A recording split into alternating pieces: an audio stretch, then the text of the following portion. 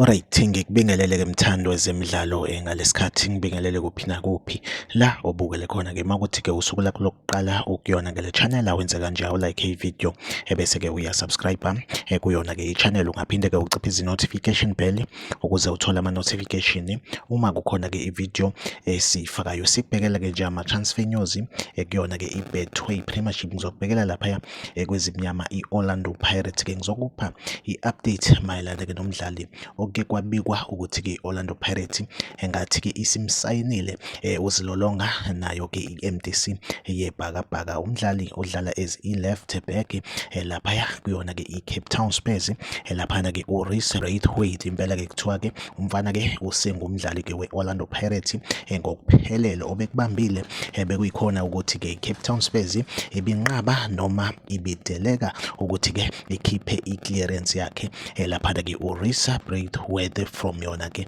i-Cape Town Spurs. Impela-ke kuthiwa-ke njengamanje i-clearance yakhe isilungile, so usengumdlali-ke wayo i-Orlando Pirates-ke. Iyona update engiphethe-ke njengamanje, like ivideo, usubscribe kuyona-ke i-channel. Mina nawe asihlangabezana kwivideo elandelayo, nisale kahle.